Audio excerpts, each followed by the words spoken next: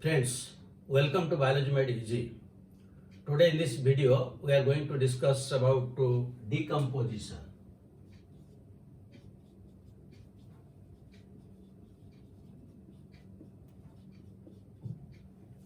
In the previous video, we have discussed what is ecosystem and what are the components of ecosystem. There we have discussed that the components are productivity, decomposition, energy flow, and the nutrient cycles. And there also we have discussed the productivity, and in this video we will discuss decomposition. In productivity we have discussed that the producers, the green plants, they trap the solar energy and they convert into biomass or in the form of energy. But in case of decomposition, the biomass that is produced by the green plants must be decomposed. Then only that will be available to the plants again. So this is known as, in this decomposition, what happens? The different complex organic substances, they are broken down to very simple substances so that they will be available to the plants in the form of different type of cycles. So in this decomposition, what happens? Suppose let us take one forest. There are big trees, shrubs, everything are there. So some of the plants will die, so that will fall on the ground. The leaves, the flowers, they will fall, that will be on the ground. Then different types of animals, they may also die, and that will be lying on the ground. Then the different animal fecal matters, that will. So all these dead bodies of plants, animals, fecal matter, the flowers, the leaves, all these things combined together is known as detritus. This is known as a detritus. Now this detritus is to be broken. It is to be decomposed. So this detritus, as I already told you, this consists of different dead matters. Now this dead matters, it will be decomposed, and during this decomposition, it will follow three steps. One is fragmentation, another is leaching, and then catabolism. And all the three procedures will take place simultaneously, not one after another. Simultaneously this will take place. And they are regulated by different environmental factors. Then this will lead to another two things. Here there will be production of humus, and this is known as humification. And here there will be production of different types of minerals. Minerals may be calcium, magnesium, all these things that will produce minerals, along with the different nitrogen, carbon dioxide, all these things. And this is known as mineralization. So this is the entire procedure. So this is detritus, it will be broken down. Due to different environmental factors, it will be broken down, which we call it fragmentation. So these detritus will be broken down by means of fragmentation. Who will break them? They will be broken by different detrivores. Detrivore. The organisms which break the detritus, they are known as detrivores. What are the examples of these detrivores? Now the examples are, it can be earthworm, it may be beetle, it may be these millipedes, it may be wood lice, slugs, mushrooms. So these are some of the earthworm, beetle, millipedes, wood lice, slugs, and mushrooms. These are the different detrivores. You may be surprised why I have included mushrooms, because mushrooms also grow on the soil where there is humus is there. Even it grows on the rocks and breakdowns it, because mushroom is a fungus. So these are the different types of detrivores. So they will break down this detritus, and that breakdown is known as fragmentation. And when fragmentation is taking place, that means the complex substances broken down to simpler substances. Some amount of the materials will go down towards the earth, which is known as leaching. That means those materials which will go down towards the earth, that is not available to the plants because it is going towards the gravity of the earth. That is known as leaching. And during the breakdown, some fungi and bacteria, they will break down and they will also use some of the energy by breaking down. That is known as catabolism. And all these three things are taking place simultaneously on the detritus. When there is fragmentation, at the same time there is leaching and also catabolism by bacteria and fungi. Now, after they are broken down, then there will be further humification. That is humus. What is humus? Humus is it contains full of organic matter. It is almost black in color, and that is very good for growth of the plants. And the humus is almost, you will find it is resistant to microbes. Resistant to microbes. It is black in color and it is quite fertile. While on the other hand, if you come to the mineralization, the complex substance will be broken down so that the different types of elements, calcium, sulfur, magnesium, all these things, and the gases will be liberated, water will also produce. This is known as mineralization. But there is also another term, that is immobilization. Immobilization. One is mineralization. So what is mineralization? Now it is clear. That means the organic substances are broken down by different microbes and different inorganic substances produced. That is mineralization. What is immobilization? Now when these inorganic substances in the simpler form will be utilized by the plants, and again it will give rise to organic substances. That means it is now not available to the plants. That is known as immobilization.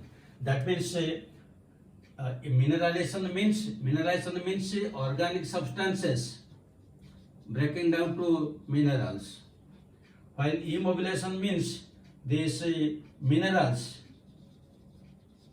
converted to organic, so that it is not available.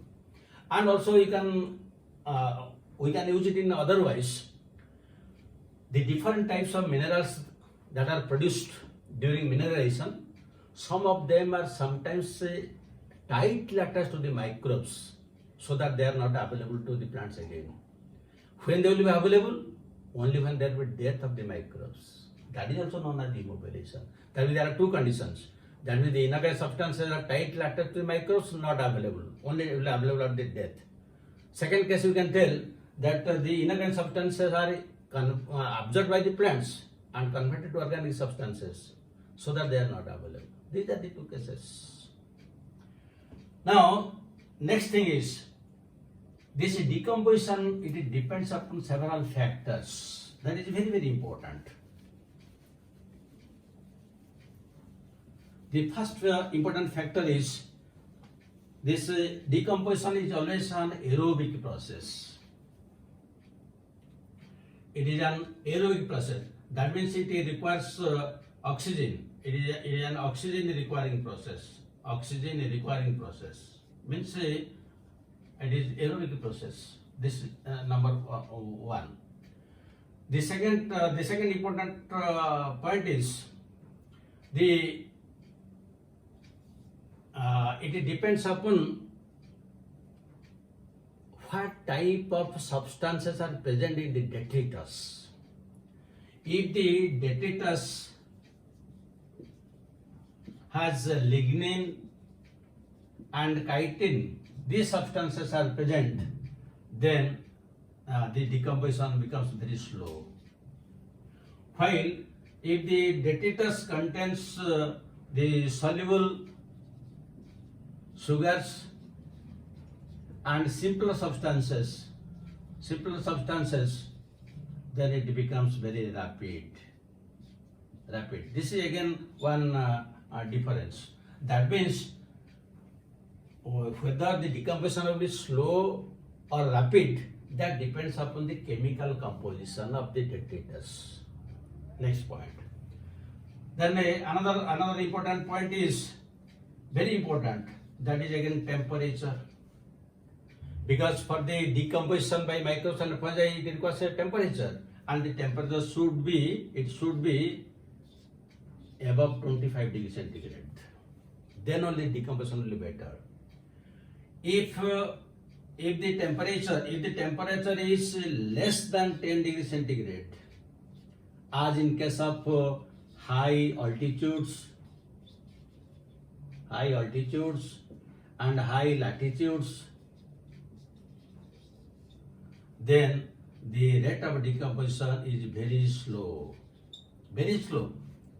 It may take decades. It's so slow. The same thing also happens in case of deep sea. In a deep sea, again also you find so. That means when the temperature is above 25 degrees centigrade, the rate of decomposition is very high. When it is less than 10 degrees centigrade, as found in high altitudes or latitudes or deep sea, it is also very slow. Then another important factor is the moisture content or humidity. The moisture content or humidity. Now usually decomposition is favored if the soil is moist. That means some amount of water is there. Or you can tell in the atmosphere there is humidity. Then only the decomposition is better. That means we can write the temperature and moist conditions favor decomposition. On the other hand, we can write prolonged dryness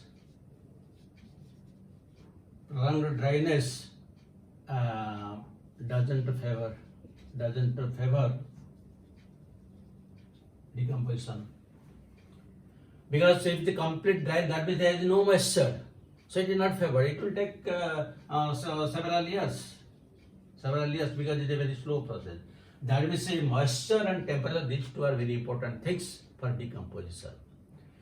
Now, what are the different, if we will summarize all these things, what are the different factors? What are the factors affecting decomposition? Number one, you can write the different factors. One is the chemical nature of detritus. Then you can go for climatic factors. Then number three, temperature. Number four, moisture. Number five, pH, because some microbes function in acidic, some alkaline pH. And number six, you can go for aeration.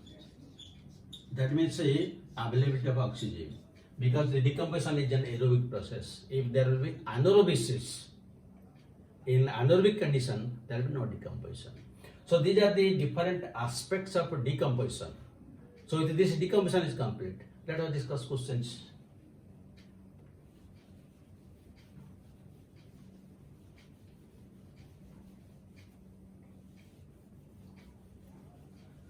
So one question you can write.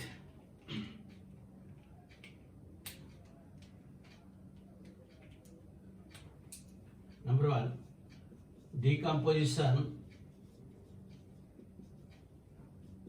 is a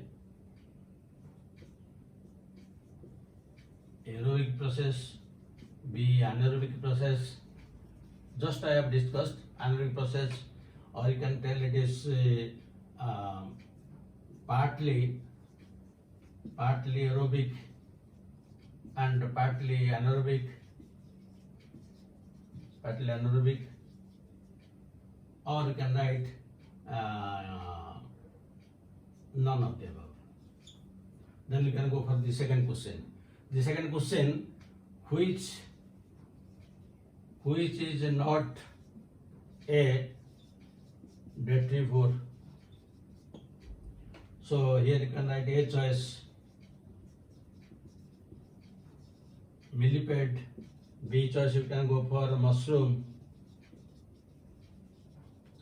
Then C choice you can go for bacteria.